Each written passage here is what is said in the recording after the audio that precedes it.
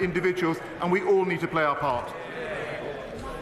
Before we come to Prime Minister's questions, I'd like to point out the British Sign Language interpretation of proceedings is available to watch on the Parliament Live TV. I'd also like to welcome Lord Mackay, who is retiring today after many distinguished years as Lord Chancellor. Before I call Kim Leadbeater to ask the first question, it's only fitting... Before I call Kim Leadbeater to ask her first question, it's only fitting to note this is likely to be the final time the Right Honourable Member for Uxbridge addresses the House as Prime Minister. I would like to wish him and his family all the best for the future. Can I say, we've been through many dark times within this House, and none more so than through the pandemic, and always will be remembered for what this House did and the way that you conducted those duties during those dark times, Prime Minister. I understand that members will have differing views about the Prime Minister's performance and legacy, and those views will be sincerely and passionately held, but I remind members that our constituents and others around the world watch these proceedings. Let us conduct them in a respectful manner, focusing on issues and policies rather than personalities.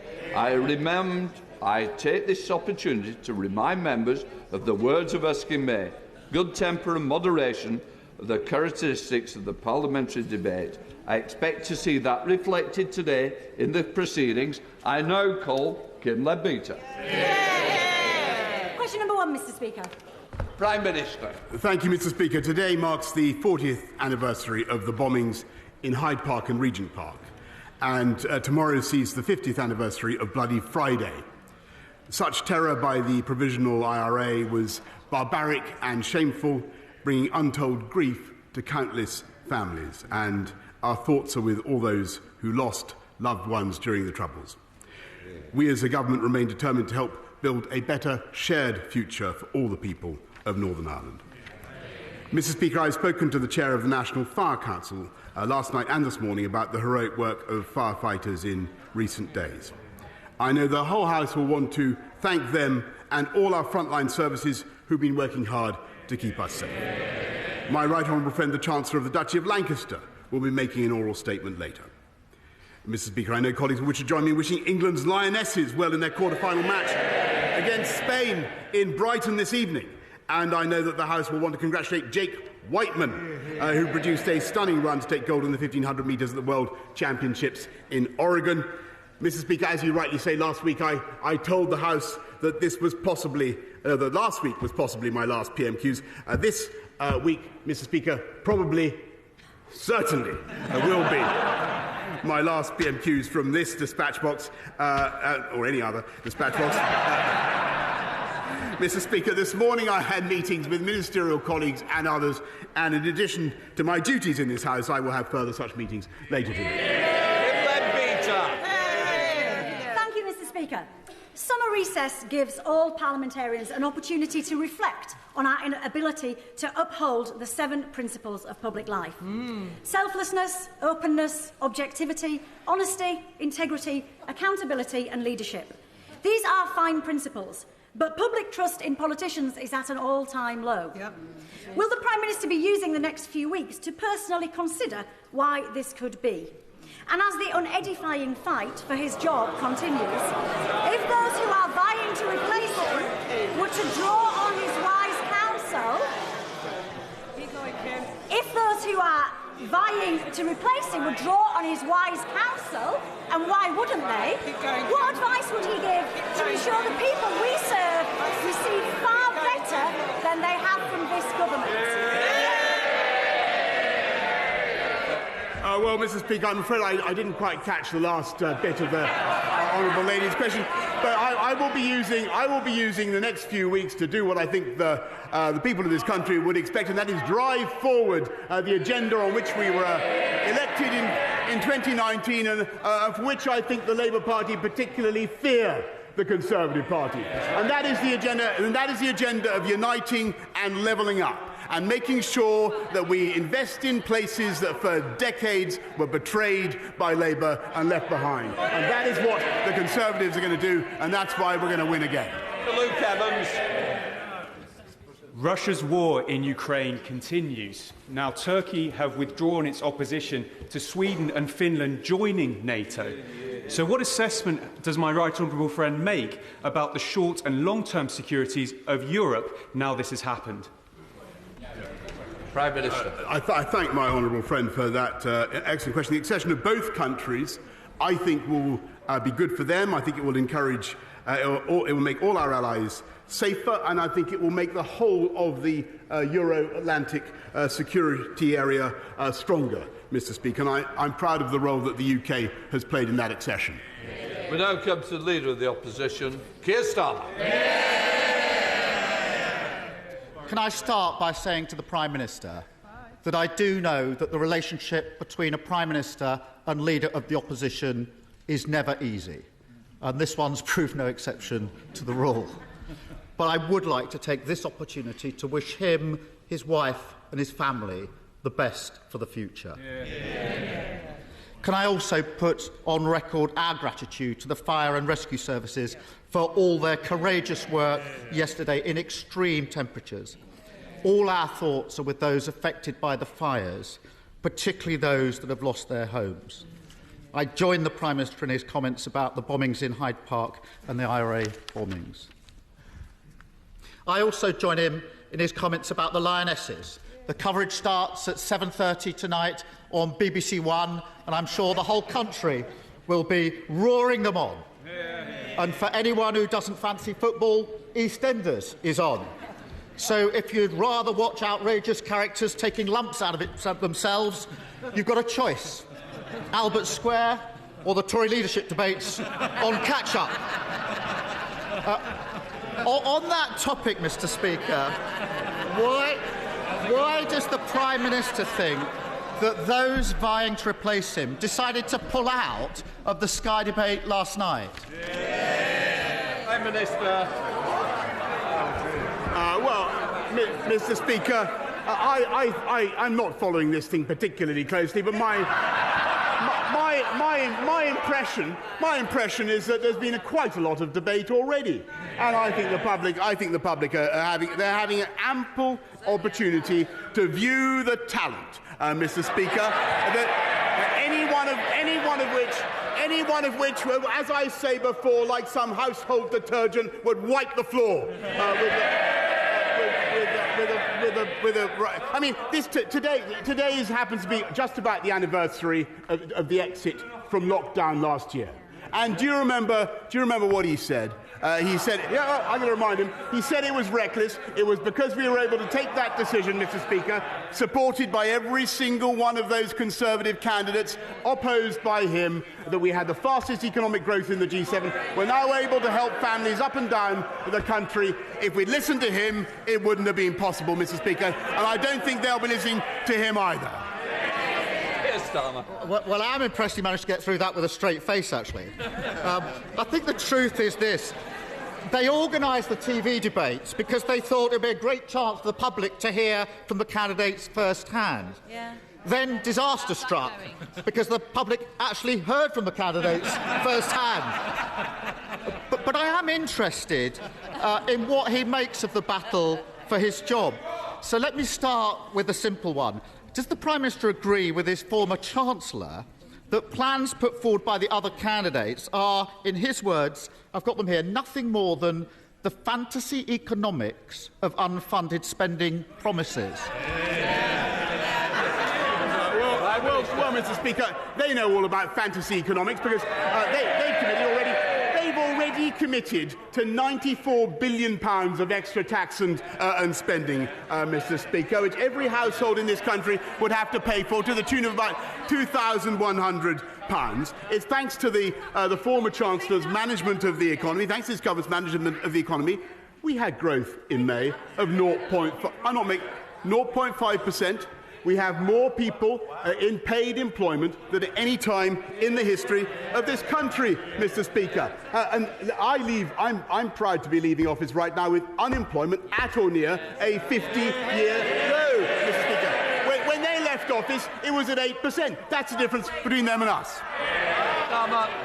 Mr. Speaker, every Labour pledge made under my leadership is fully costed. Those vying to protect him,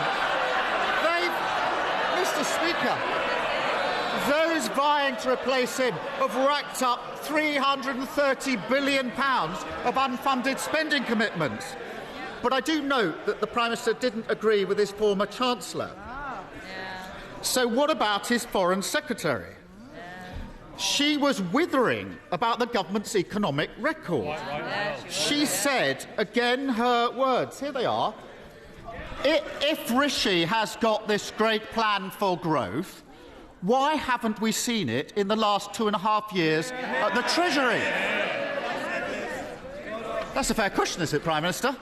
Actually, Mr. Speaker, I think everybody would agree that what you saw in the last 2.5 years was because of the pandemic, the biggest fall in output for 300 years, which this government dealt with and coped with magnificently.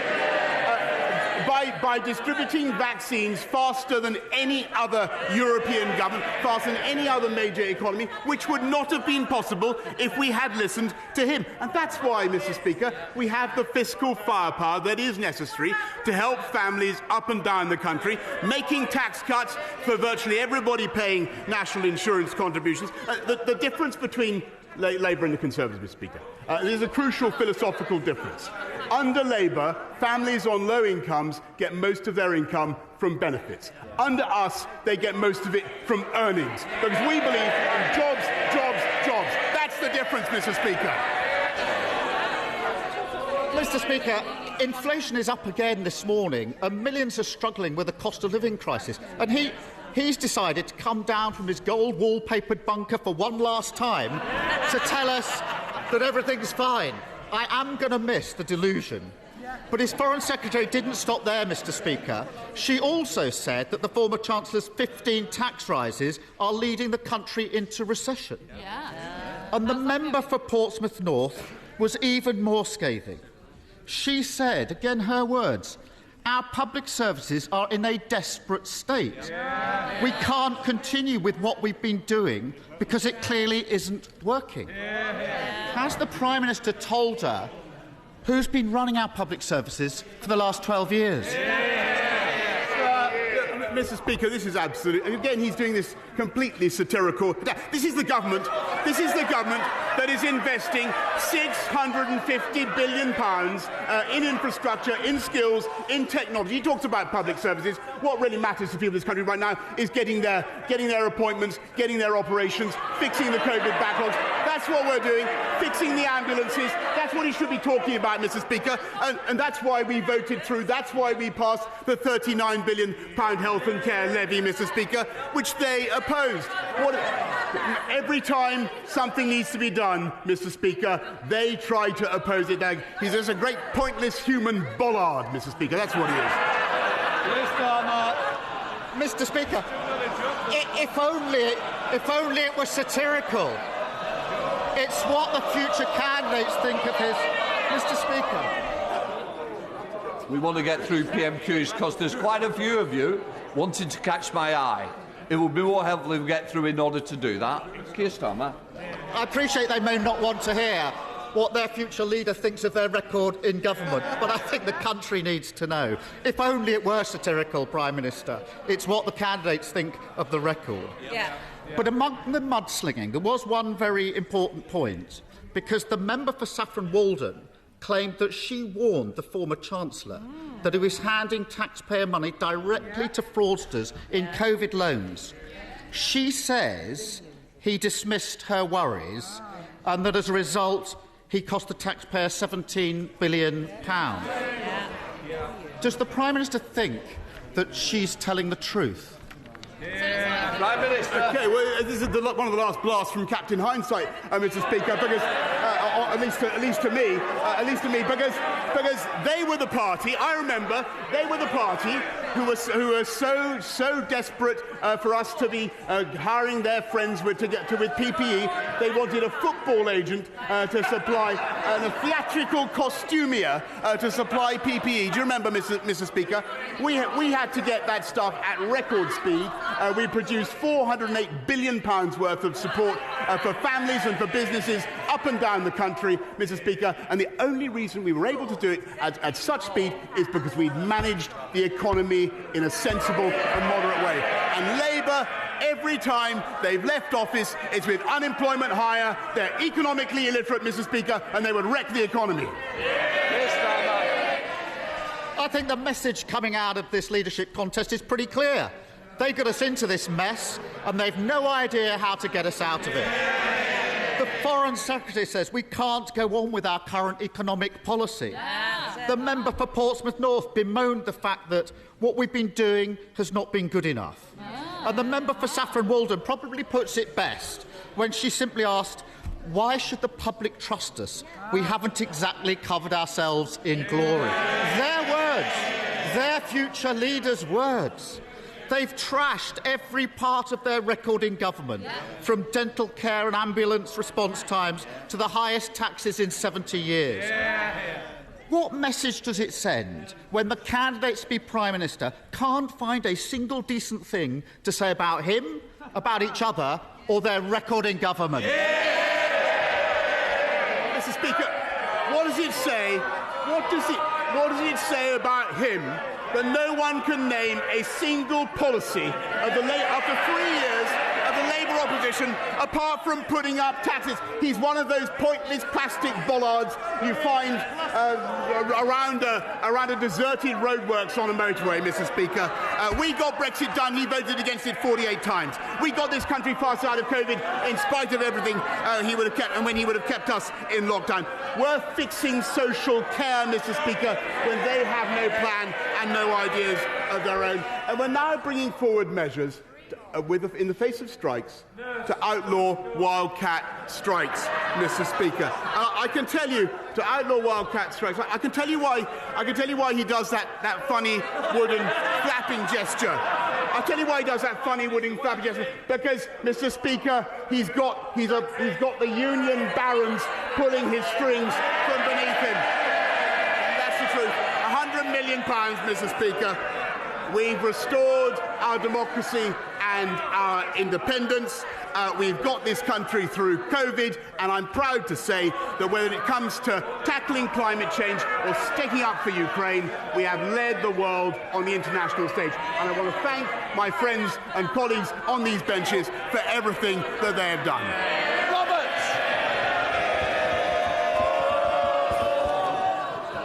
Mr. Speaker, in September it will be 25 years since the 25th anniversary of the referendum on devolution in both Scotland and Wales. 1 in 20 people in England and the NHS have been waiting for more than a year.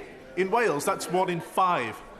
And school leaders in Wales, 75% of whom say that they don't have enough capital to maintain their existing buildings, regardless of building any others. In his final opportunity at the dispatch box, will the Prime Minister and the Minister for the Union agree that in terms of Wales at least, devolution has been a disaster? Prime Minister. Mr. Speaker, I want devolution to work, but I think, and I've had some good conversations with Mark Drayford, but the devolved authorities, particularly Labour in Wales, need to do their job properly. Now comes to the leader of the SNP, Ian Blackford. Thank you, Mr. Speaker, and can I join you in wishing all the best in his impending retirement to James Mackay and Beth. He's been a friend to many of us right throughout this House, and we congratulate him for his service. Can I also join the Prime Minister in congratulating Jake Whiteman for his success overnight in winning the 1500 metres at the World Champions? What a fantastic achievement. Mr. Speaker, this week has seen historic records set across the United Kingdom. But let's look at the Prime Minister's record-breaking efforts in office. His Tory Brexit slashed £31 billion from the economy, the biggest fall in living standards since the 1970s. People's pay in real terms falling at the fastest rate on record, with the worst economic growth forecast in the G20 outside Russia. and the highest inflation in 40 years. Personally, I'd like to thank the Prime Minister in his capacity as Minister of the Union for driving support for independence to new heights. Mr. Speaker, Westminster is holding Scotland back. The economy is failing and this Prime Minister has driven us to the brink of a recession. Isn't it the case that the Prime Minister's legacy of catastrophic mismanagement has paved the way for the end of the Union? Mr. Speaker, that's not what I observed.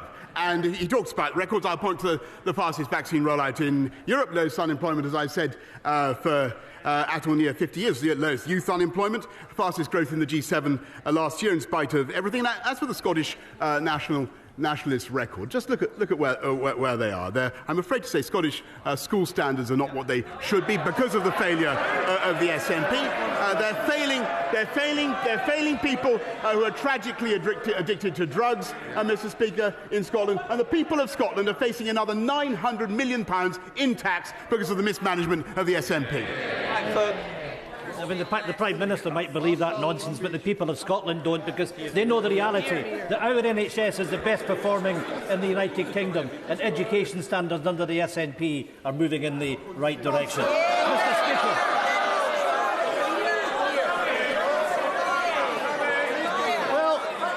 well, Mr. Speaker, that's a good look to the people of Scotland, the disdain that the Tories show for our country. Mr. Speaker, I hope that the Prime Minister has time to reflect on his conduct in office with all his new spare time, and I genuinely hope that he finds some peace of mind.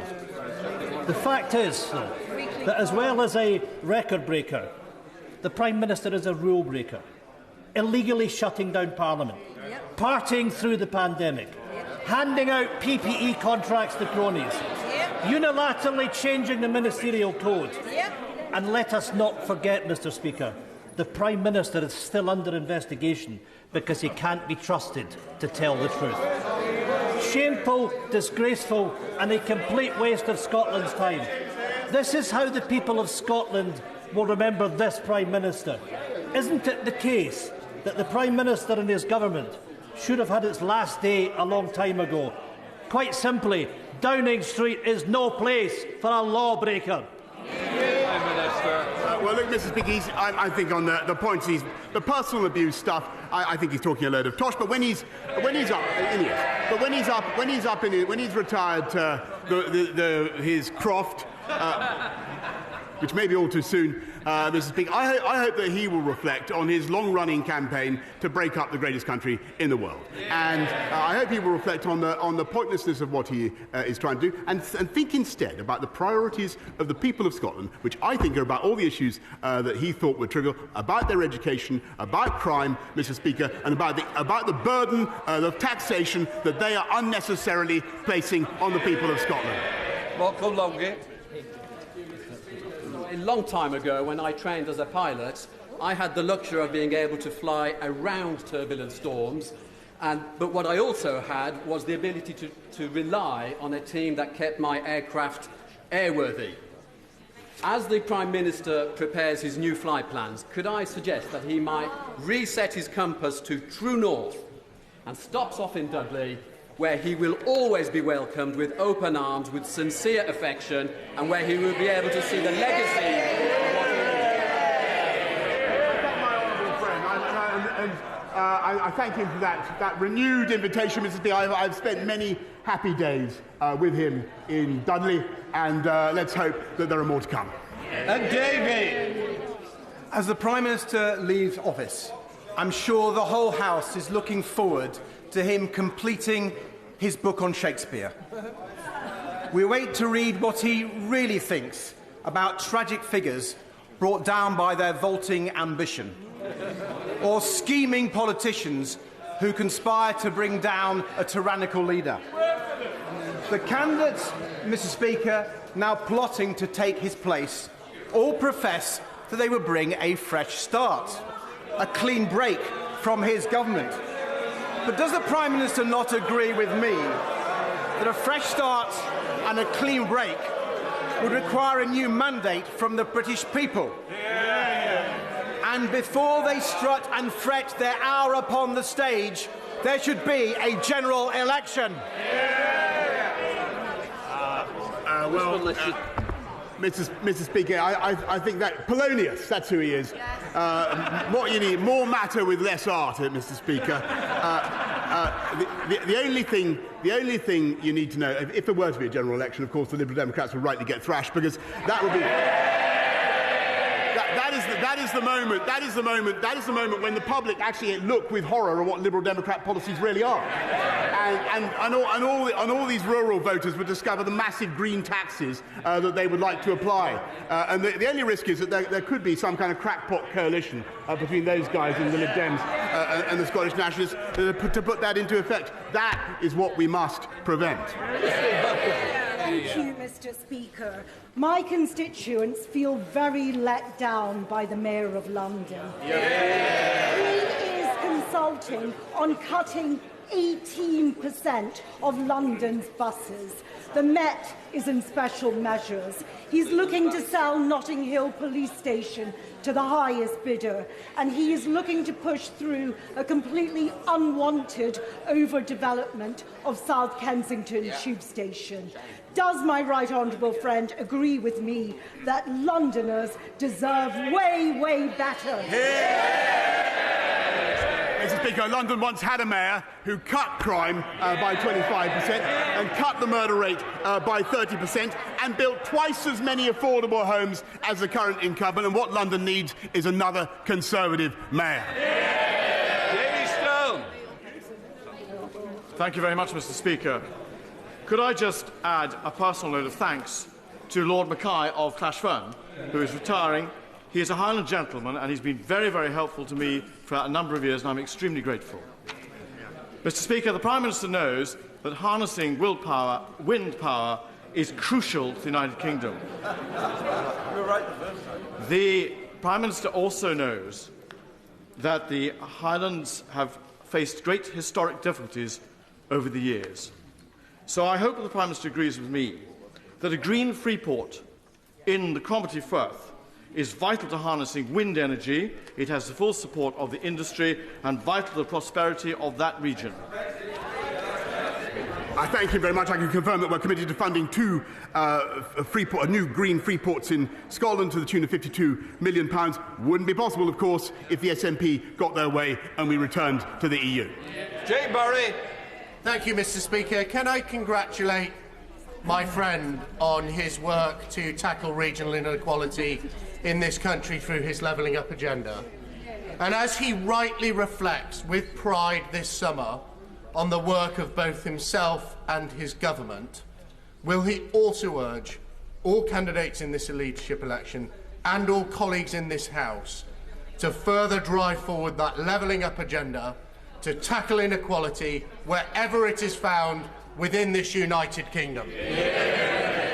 I heartily agree with my honourable friend, Mr. Speaker, and it's not just my right honourable friend, it's not just inequality, it's inequality of opportunity, and that's what levelling up addresses.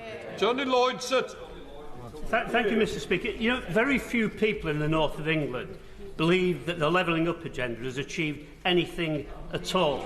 Now, the Prime Minister has a few days left in office. Can he use this to drive through the Trans-Pennine rail system that we were promised would be finished in 2019 and will not be finished before 2030? It's a shambles, and he is responsible. Actually, Mr. Speaker, this government's responsible for 3 new high-speed lines, including Northern Powerhouse Rail, which no previous government has done. Caroline Dale. Thank you, Mr. Speaker. My right honourable friend rightly paid tribute to our hard-working firefighters dealing with the fires over the last few days in this unprecedented weather. Will my right honourable friend take action to make sure more fires can be prevented by getting rid of disposable barbecues and Chinese sky lanterns? The ones that flow. Right, I thank my honourable friend very much for her suggestions. I think the key thing is for people to behave responsibly first with the use of these things. It's clearly insane to take a disposable barbecue onto dry grass. Dr. Philippa Whitford. Thank you very much, Mr. Speaker. Due to Scottish Government investment in affordable housing, the Scottish Child Payment and extended free school meals, Scotland has the lowest level of child poverty in the UK, in contrast to the North East, which has risen by 50% on the watch of this government. In contrast, the Prime Minister took over £1,000 from the poorest families, so much for levelling up, and those fighting to replace him have been falling over themselves to promise tax cuts to the wealthy. So if the UK is meant to be a voluntary union, does he not recognise that voters in Scotland have the right to a referendum so they can choose a fairer future? Actually, Mr. Speaker, we increased the living wage across the whole of the UK by £1,000. We made sure that people on universal credit got their tax bills cut by £1,000. And we've, in the last couple of weeks, we've cut national insurance contributions by an average of £330. And it was because of the union that we were able to support families up and down the country in Scotland with the furlough and other payments to the tune of £408 billion, Mr. Speaker. Mr. Speaker, can I thank my right honourable friend for his commitment to Scotland and the entire United Kingdom over his years in Downing Street, and to him and my friend, the Secretary of State for Scotland, for improving and increasing the visibility and involvement of the UK government in Scotland over the past 3 years. And does my right honourable friend agree with me that whoever takes his job and whatever comes next, the United Kingdom will always be stronger together than it ever would be apart? Brilliantly put. I couldn't put it better myself. Kate Osborne. Mr. Speaker, the Windrush Compensation Scheme was launched in April 2019. In the time since, we've seen this Prime Minister come and go. Meanwhile, just 1 in 4 applicants have received compensation so far, and at least 28 have sadly passed away without receiving compensation.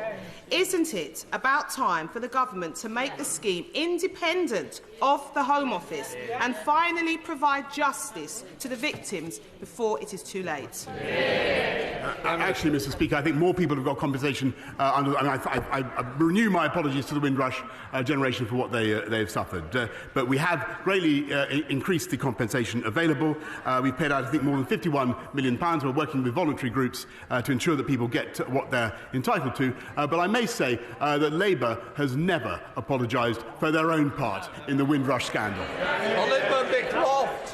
Speaker, can I thank my right honourable friend, the Prime Minister, for all of the work he has done for Scunthorpe, but can I pay particular thanks to him for the work that he has done for steel? He has shown his understanding both of the challenges that steel faces and of its importance to this nation. He has kept every promise he has made to me on steel, and I want to thank him very much for his work on that. Does he agree with me that the future of steel is always safest under a Conservative government?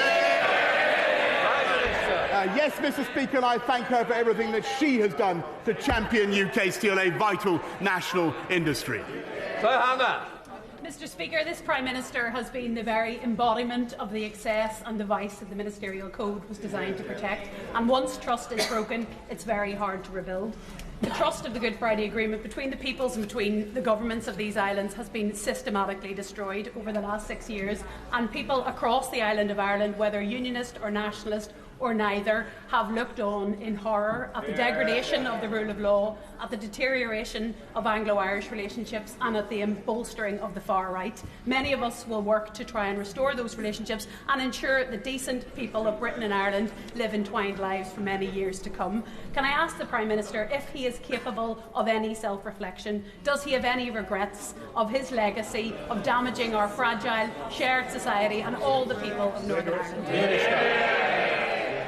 Well, Mr. Speaker, I completely disagree with that. The whole objective of the Northern Ireland Protocol Bill that we've passed is to support the Belfast Good Friday arrangements, to support the balance of those and symmetry of those arrangements. I was very pleased that it passed it got its advance into the House of Lords with no amendments, Mr. Speaker. Crispin Blunt.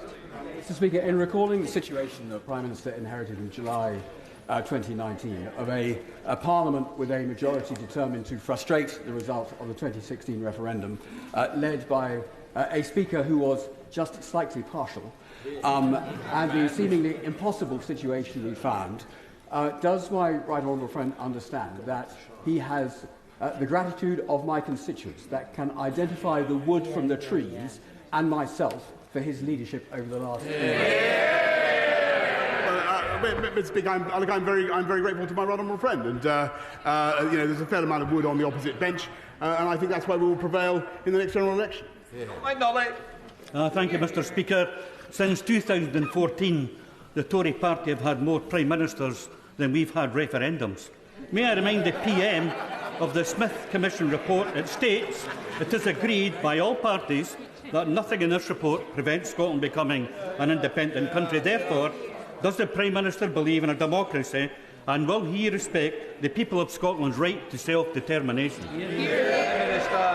Mr. Speaker, I think that the people of Scotland do not, frankly, want to be talking about constitutional issues when another referendum, when the issues before the country are the cost of living, the educational issues that we discussed, drugs, crime, Mr. Speaker. I think they're far more pressing. Francois. Thank you, Mr. Speaker. The Prime Minister spoke earlier about the atrocities carried out by the IRA. For decades, many men and women had the courage to put on the Queen's uniform and uphold law and order in Northern Ireland on Operation Banner. One of the Prime Minister's undoubted achievements is he brought in the Northern Ireland Legacy Bill so that those people who serve their country can finally sleep safely in their beds. Thank you for that, Prime Minister, if I may be so presumptuous, on their behalf. You kept your word to me. I'd like to thank my old friend for everything he did to campaign on that issue for so long. And I'm glad that this government was indeed able to fulfil its promise, not just to the veterans, but to their families as well. And I would like to renew my thanks to the security services who do so much to keep us safe, but also to all those who put on the Queen's uniform. Lonnie Cowan. Thank you very much, Mr. Speaker. Prime Minister, the OECD forecast the UK economy with zero growth in GDP for 2023. That would be the worst performance in the G7. Ireland, Switzerland, Norway, Denmark, the Netherlands, Iceland, Sweden, Austria, Belgium and Finland are all wealthier than the UK. Why should Scotland not be afforded the same opportunity to seek prosperity through being a sovereign, independent nation, standing as an equal amongst other equal nations? Mr. Speaker, the UK was the fastest in the G7 last year. We'll return to the top of the table soon because we came out of COVID fastest, and 0.5% growth in May, Mr. Speaker. And the people of Scotland, don't forget, the people of Scotland, like the people of the whole of the UK, are supported by the massive fiscal firepower of the UK Treasury, and that is a great advantage. Sharon McCorley. Mr. Speaker, and can I place on record my thanks particularly to the firefighters of Cornwall, who were also extremely busy and courageous yesterday. Can I thank this Prime Minister for his support and enthusiasm for Cornwall and for the people of Cornwall over the last few years, not least for the hosting of the G7 last year. And can I also thank him for the investment of the Shared Prosperity Fund, an investment of £132 million, which for an national average of £17 a head, Cornwall sees £233 a head. And does my right honourable friend agree that his enthusiasm for levelling up every part of the United Kingdom needs to carry on in the future? Yes, she's a fantastic champion. My friend is a fantastic champion for Cornwall, and we will continue with our programme to support the Greater South West, whether it's through the A303 or broadband. Mr. Speaker, Cornwall has a bright future with her as a representative. Justin Oswald. Thank you, Mr. Speaker.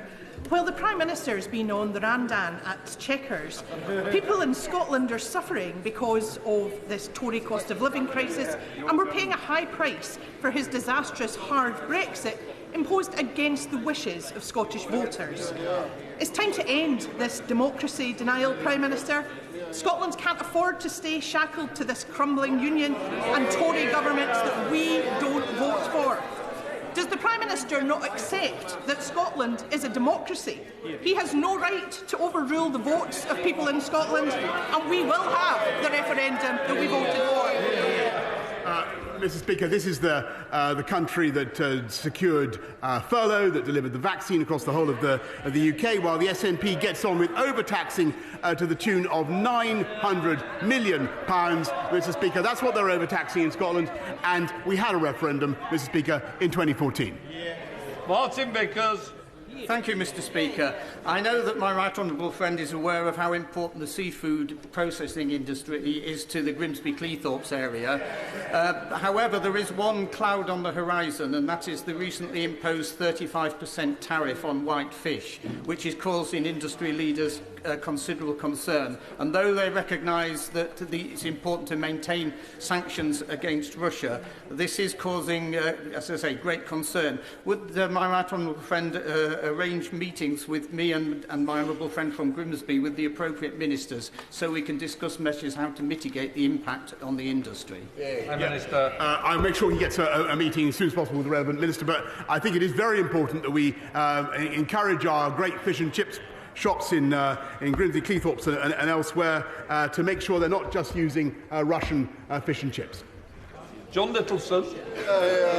Thank you, Mr. Speaker. As the Prime Minister limps off into the history books, his name up there in the pantheon of greats alongside the Duke of Portland and Spencer Perceval, can he update us on his defenestration honours list? How many of his cronies will he ennoble? Can we expect him to surpass Harold Wilson with a lavender list of dodgy donors, obsequious courtiers and pinchers by nature? Very poor. Mr. Speaker, I'm sure that everybody who has served this government loyally and well deserves recognition of some kind. But as for the honours list, I'm afraid he'll have to contain his excitement. Can I just say, we wanted good temper and better moderate language. And I don't think we got it then. Right, well, I know we didn't. Anna Firth. Speaker, I'd like to thank the Prime Minister for his support for the new city of Southend. Our brilliant hospital turns 90 next Tuesday, but our heroic NHS staff are hampered by the size of the A&E department. Conservative-led capital funding of £8.4 million to expand the A&E department was promised 5 years ago, but has not quite arrived. Will my right honourable friend encourage the new Health Secretary to give us the best birthday present ever? And in the words of Cuba Gooding Jr., show me the money. Order. I think the Prime Minister's got the message. Also, I'd like to hear your question as well. She's absolutely brilliant champion for Essex and for her hospital. I know the case is under review by the department, but never forget it's only possible because of the money that this government is investing. Go round, Davis. Mr. Speaker, the Prime Minister will be remembered as a man of his word. Pylon High, 200,000 dead, the highest in Europe. FF business. This is the truth. They don't like it, do they? Let's listen to the truth. 400,000 fewer people in jobs than before the pandemic, if you include the self-employed, which the Prime Minister doesn't. So will he now keep faith to the 3.7 million people who've taken out student loans since this Conservative government was in power, who now face rising inflation in terms of rent, in terms of heating, in terms of eating, who now must pay Listen to that rabble. Listen to them. Sit down a minute. When I stand, it seems if you sit down, it helps all of the chairs. I want to get to the end of the question. I know he's going right to the end now. Go round, Davis. The 3.7 million people who face 7% interest rates from September, as well as the inflation on heating and rent, when mortgages are 2%. Will he help those people in need, or will he help the city people who are making his friends making all this money out of the cost of living crisis? Mr. Speaker, I'll tell you what students want. They want to be able to have a system where they don't pay back more than they borrow, and that's what we're putting in. But they want to make sure also, Mr. Speaker, that they have a jobs market that will take them on with high-wage, high-skilled jobs. And the difference between them and us is that we get people into high-wage, high-skilled jobs. They're prepared to let them languish on the dole, Mr. Speaker. And that is the difference. Final question, Sir Edward Lee. On behalf of the House, may I thank the Prime Minister. On behalf of the House, may I thank the Prime Minister for his 3 years' record of service. On behalf of some of the most vulnerable people in the country, can I thank him for his insistence on rolling out the AstraZeneca jab, which has saved thousands of lives around the world. On behalf of 17.4 million people who voted Brexit, may I thank him for restoring people's belief in democracy. On behalf of northern towns, may I thank him for his commitment to levelling up. And most of all, on behalf of the people of Ukraine, may I thank him for holding high the torch of freedom and ensuring that that country is not a vassal state. For true grit and determination, keep going, and thank you. Mr. Speaker, I want to thank my right honourable friend, and I want to use the last few seconds, Mr. Speaker, to give some words of advice to my successor, whoever he or she may be. Number one, stay close to the Americans, stick up for the Ukrainians, stick up for freedom and democracy everywhere. Cut taxes and deregulate wherever you can to make this the greatest place to live and invest, which it is. I love the Treasury, but remember that if we'd always listened to the Treasury, we wouldn't have built the M25 or the Channel Tunnel. Focus on the road ahead. Focus on the road ahead, but always remember to check the rear-view mirror. And remember, above all, it's not Twitter that counts. It's the people that sent us here. And yes, the last few years have been the greatest privilege of my life. And it's true that I helped to get the biggest Tory majority for 40 years and a huge realignment in UK politics, Mr. Speaker. We've transformed our democracy and restored our national independence, as my right honourable friend says. I've helped to get this country through a pandemic and helped save another country from barbarism. And frankly, that's enough to be going on with. Mission largely accomplished. For now, I want to thank you, Mr. Speaker. I want to thank all the wonderful staff of the House of Commons. I want to thank all my friends and colleagues. I want to thank my right honourable friend opposite, Mr. Speaker. I want to thank everybody here, and hasta la vista, baby. Thank you.